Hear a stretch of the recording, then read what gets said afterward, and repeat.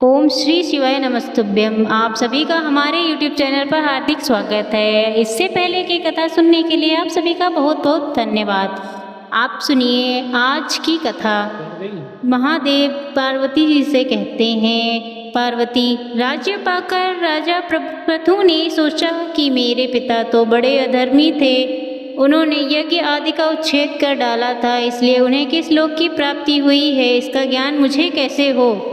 वे ब्राह्मणों द्वारा मारे गए हैं, उनकी क्रिया किस प्रकार करनी चाहिए। इस प्रकार सोच विचार में पड़े हुए राजा प्रथु के समीप देव ऋषि नारद जी आए। राजा ने उन्हें आसन देकर प्रणाम किया और पूछा, भगवान, आप सब संसार के शुभ अशुभ को जानने वाले हैं। मेरे पिता बड़े दुराचारी और देवताओं तथा ब्राह्मणों के निंदक थे। उन्होंने शुभ या अशुभ किस स्थान की प्राप्ति हुई है, कृपया बताइए। तब नारद जी ने दिव्य दृष्टि से जानकर यह कहा कि राजन, जहाँ जल और वृक्षों की रहित मरु प्रदेश हैं, वहाँ मृच्छलों के बीच में उत्पन्न होकर तुम्हारे पिता यक्ष्मा और कुछ रोग से पीड़ित हैं। नारद जी की यह बात सुनकर राजा प्रथु ने विचार किया कि संसार में पुत्र तो वही कहलाता है जो अपने पिता का उद्धार करे। मेरे द्वारा किस प्रकार पिताजी पाप मुक्त हो सकेंगे, यह सोचकर उन्होंने फिर से नारद जी से पूछा, भगवान, किस कर्म से मेरे पिता को मुक्ति मिलेगी। तब नारद जी ने बताया कि राजन, प्रधान तीर्थों की यात्रा करो, इससे तुम्हारे पिता को मोक्ष मिलेगा। नारद जी की यह वचन सुनकर राजा प्रथु ने राज्य का सारा भार मंत्री के ऊपर रख दिया और खुद तीर्थ दर्शन के लिए निकल पड़े। अनेक तीर्थों की यात्रा करके वे प्रभास क्षेत्र में आए। उस तीर्थ का महात्मा जानने वाले ब्राह्मणों को आगे करके महाराज प्रथु नंग कुमति नदी के पास गए। वहां ब्राह्मणों ने उन्हें प्रेतशिला में स्थित पद रूप तीर्थ का दर्शन कराया। उस विमल तीर्थ का दर्शन करके राजा ने नेत्र आश्चर्य से खिल उठे। उन्होंने यज्ञों की सिद्धि के लिए कुंडों, वेदियों तथा मंडपों का निर्माण किया। इसके बाद पर्याप्त दक्षिणा वाला यज्ञ विधि पूर्वक प्रारंभ हुआ। राजा प्रथु ने तेजस्वी पितरों ने प्रत्यक्ष दर्शन दिया और श्राद्ध ग्रहण करके संतुष्ट होकर कहा, राजन, तुम धन्य हो, पुण्य स्वरूप हो और हम तीनों तुम्हारे पिता, पितामह और प्रपितामह भी परम धन्य हैं, जिन्हें इस गोष्ठ्य तीर्थ में श्राद्ध करके तुमने तार दिया। ऐसा कहकर वे सब सहित पितर विमान पर बैठकर अपने स्वर्ग लोक को चले गए। जाते समय वे, राजन, इधर मैं 4 जन्मों के ले चुका हूँ। पहले जन्म में मैं कोढ़ी था, दूसरे में पापी हुआ, तीसरे में दुराचारी ही था और चौथे में उद्शिष्ट भोंजी पंडाल, और आज मैं सभी पापों से मुक्त होकर स्वर्ग लोक को जाता हूँ। महाभाग, अब तुम जाओ और चिरकाल तक राज्य भोगो। पुत्र के द्वारा पितरों के लिए जो कुछ भी किया जाता है वह सब तुमने आज सफल कर दिया। पिता की यह बात सुनकर राजा प्रथु परिवारजनों सहित बहुत प्रसन्न हुए। फिर उन्होंने भूमि और स्वर्ण आदि दान देकर ब्राह्मणों को संतुष्ट किया। संसार में कोई ऐसी देने योग्य वस्तु नहीं जिसका उन्होंने वहाँ दान न किया हो। इस प्रकार पितरों का प्रत्यक्ष दर्शन करने वाला उस तीर्थ का प्रभाव देखकर राजा अपनी राजधानी को चले गए। सारी पृथ्वी का राज्य भोग कर वह देह त्याग के बाद उन्होंने दिव्य लोक को प्राप्त कर लिया। गोपशद तीर्थ में स्नान करके यत्न पूर्वक वेदज्ञ ब्राह्मणों को निमंत्रित करें और विधि पूर्वक श्राद्ध में उन्हें भोजन कराएं। पितरों की तृप्ति चाहने वाले पुरुषों को यहाँ पिता का श्राद्ध अवश्य ही करना चाहिए। इसके लिए वह वहाँ भी किसी भी तीर्थ, तिथि, नक्षत्र, पर्व या मास आदि का नियम नहीं, वहाँ सदा श्रद्धा युक्त मन से यात्रा करनी चाहिए। किसी विशेष काल का वहाँ के लिए कोई नियम ही नहीं। महादेव जी आगे कहते हैं, पार्वती, गोष्पद के दक्षिण समुद्र तट पर नारायण ग्रह है, जिसमें साक्षात विष्णु निवास करते हैं। सतयुग में स्वर्णमय, त्रेता में रत्नमय, द्वापर में रजतमय और कलयुग में प्रशस्तमय विग्रह में रहते हैं। सरस्वती के पश्चिम तट पर स्वयं ही श्री हरि के द्वारा निर्मित चक्र तीर्थ है। उसमें स्नान करके मनुष्य ब्रह्म हत्या का नाश कर देता है। मनुष्य विष्णु जब दैत्यों का निवास करते विनाश करते हैं तब विश्राम के लिए उस घर में स्थित होते हैं। इसलिए इस भूतल पर वह नारायण ग्रह के नाम से प्रसिद्ध है। वहाँ सतयुग में भगवान जनार्दन के नाम से प्रसिद्ध होते हैं। त्रेता में उनका नाम मधुसूदन होता है। द्वापर में उन्हें पुंडरीकाक्ष कहते हैं और कलयुग में वे नारायण कहलाते हैं। इस प्रकार चारों युग में वे श्री विष्णु धर्म की स्थापना करके उस स्थान पर आते हैं जो एकादशी को निराहार रहकर उन नारायण देव का दर्शन करता है। वह मृत्यु के बाद उनके आनंद में अविनाशी धाम को प्राप्त हो जाता है। महादेव जी कहते हैं, देवी पार्वती देविका नदी के तट पर जलेश्वर लिंग है जिनके दर्शन से ब्रह्म हत्या नष्ट हो जाती है। पूर्व काल में आप स्तंभ नाम के एक श्रेष्ठ महर्षि हुए। वे प्रभास क्षेत्र में जाकर देविका नदी के जल के भीतर रहने लगे और वहाँ भगवान शिव का ध्यान करते हुए लकड़ी की तरह स्थित हो गए। एक दिन वहाँ मछलियाँ से जीविका चलाने वाले सीवर आए। उन्होंने वहाँ एक महाजाल बिछाकर उस बलपूर्वक बाहर की ओर खींचा तो जाल के साथ आप स्तंभ भी खींच चले आए। तपस्या से उद्दीप्त उन महर्षि को देखकर सभी सीवर अर्थात केवट भय से व्याकुल हो गए और चरणों में मस्तक रखकर उन्हें प्रणाम करके बोले, मुनि हमने अनजाने में यह पाप कर डाला है। आप कृपया करके हमें क्षमा कर दें और इस समय आपका जो भी प्रिय कार्य हो उसे करने की आज्ञा दीजिए। मुनि ने देखा अज्ञानवश यहाँ बहुत बड़ा संहार किया गया है, फिर भी वे बड़े भारी क्षमाशील थे।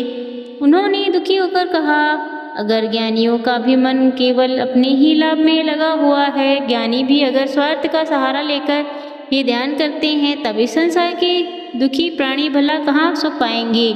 जो मनुष्य एकांतता दुख भोगना चाहता है उसे मुमुक्षु पुरुष पापी से भी पापी कहते हैं।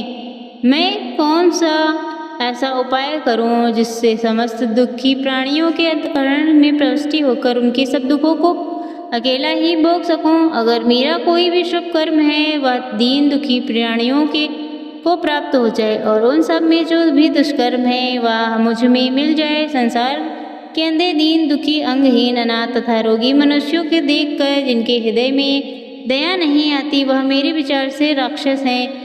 जो समर्थ होकर भी प्राण संकट में पड़े हुए भय विफल प्राणियों की रक्षा नहीं करता वह महान पाप भोगता है। इसलिए मैं इन दीन दुखी भयभीत जंतुओं को छोड़कर एक कदम भी नहीं जाऊंगा। फिर स्वर्ग लोक को तो भला बात ही क्या। महर्षि की यह बात सुनकर भी मल्लाह बहुत घबरा गए। उन्होंने वहाँ का सारा वृतांत राजा नभागा से जाकर कह सुनाया। राजा नभागा भी यह समाचार सुनकर बहुत नंदन आप स्तंभ जी को देखने के लिए तुरंत ही वहाँ आ गए। उन्होंने साथ मंत्री और पुरोहित जी भी थे। देवकल्प मुनि का भली भांति पूजन करके राजा ने कहा, भगवान बताइए मैं आपकी क्या सेवा करूं। आप स्तंभ जी ने कहा, यह दुख से जीविका चलाने वाले केवट मुझे और इन जल जंतुओं को जल से निकालने के कारण बड़े भारी परिश्रम में थक गए हैं। इनके परिश्रम का जो भी उचित मूल्य समझो राजन वो मुझे इन्हें दे दो। नभाग बोले, भगवान मैं निषादों को इनके परिश्रम का मूल्य 1 लाख स्वर्ण मुद्रा दूंगा। तब आप स्तंभ जी कहने लगे, राजन तुम्हें मुझे 1 लाख के मूल्य से नहीं बांधना चाहिए। मेरे योग्य तो जो मूल्य हो वह दो। अपने मंत्रियों के साथ पहले सलाह कर लो। तब नभाग बोले, हे ब्राह्मण इन निषादों को 1 करोड़ मूल्य दे दिया जाए। अगर यह भी उचित मूल्य न हो तो और भी दिया जा सकता है। आप स्तंभ जी ने कहा, राजन मैं 1 करोड़ या इससे अधिक मूल्य में बेचने लायक नहीं हूँ। मेरे योग्य जो मूल्य है वह दो। जाओ ब्राह्मणों के साथ सलाह कर लो। नवाब बोले, मेरा आधा या पूरा राज्य ही निषादों को दे दिया जाए। मैं इसे ठीक मूल्य समझता हूँ। अब बताइए आपकी क्या राय है। तब आप स्तंभ जी ने कहा, गोपाल तुम्हारा आधा या पूरा राज्य भी मेरे योग्य नहीं। मेरे योग्य मूल्य तो समझ में न आए तो ऋषियों के साथ विचार करें। आप स्तंभ जी का यह वचन सुनकर राजा नवाब अपने मंत्री और पुरोहितों के साथ दुख से आतुर और चिंतित हो गए। इसी समय महाप्रतापी महर्षि लोमस जी वहाँ आए और राजा नभाग से बोले, तुम डरो मत, मैं मुनि को संतुष्ट कर लूँगा। नभाग बोले, महाभाग इन महात्मा मुनि का मूल्य बताइए और कुल कुटुंब और बंधु बांधवों सहित मुझ सेवक की इनकी कोप से रक्षा कीजिए। यह साक्षात भगवान रुद्र हैं, चराचर प्राणियों सहित तीनों लोगों को भस्म कर सकते हैं। फिर मुझ विषशाक्त मनुष्य की तो विसात ही क्या। लोमस जी ने कहा, महाराज आप तो संतुष्ट हो। यह त्रिग्देश भी संपूर्ण जगत के लिए पूजनीय है और गोप दिव्य होती हैं, इसके इनके मूल्य में एक गौ दे दो। यह सुनकर राजा नभाग्य और मंत्री पुरोहित सहित बहुत प्रसन्न हुए और आप मुनि से बोले, भगवान उठिए, अब मैंने निस्संदेह आपको खरीद लिया। मुनि श्रेष्ठ, यह गौ ही आपका योग्यतम मूल्य है। आप जी ने कहा, राजन लो, अब मैं अत्यंत प्रसन्न पूर्वक उठता हूँ। अब की बार तुमने ठीक ठीक मूल्य पर मुझे खरीद लिया। गौ को से बढ़कर परम पवित्र मूल्य दूसरा कुछ भी नहीं देखता। गौ की परिक्रमा तथा निरंतर पूजा करनी चाहिए, वे मंगल निकेतन है। स्वयंभू ब्रह्मा जी ने इन गौओं की द्रव्य सृष्टि की है। ब्राह्मणों के स्थान ग्रह तथा देवताओं के मंदिर भी जिनके गोबर से शुद्ध होते हैं, उन गौओं से बढ़कर दूसरा कौन प्राणी है। गौओं का मूत्र, गोबर, दूध, दही और घी यह 5 पवित्र और संपूर्ण जगत को पवित्र भी करते हैं। इस मंत्र का सदा जाप करना चाहिए। गावो मम ग्रतो नित्यम गवाह प्रस्थत एचवे गावो में हृदय चव गवाम मध्य वसा हमम, अर्थात गवें मेरे आगे रहें, गवें सदा मेरे पीछे भी रहें, गायें मेरे हृदय में रहें और मैं सदा गवों के बीच में निवास करूं। जो मनुष्य पवित्र और जितेंद्रिय होकर इस विशुद्ध मंत्र का जाप करता है, वह सब पापों से मुक्त होता है और अंत में स्वर्ग लोक को जाता है। प्रतिदिन गौओं को भक्तिपूर्वक ग्रास समर्पित करना चाहिए। जो उन्हें गौरस दिए बिना स्वयं भोजन करता है, वह दुर्गति को प्राप्त होता है। जो प्रतिदिन गौ ग्रास देता है, वह उसने से ही अग्निहोत्र, पितृ तर्पण और देव पूजन सब कुछ कर लेता है।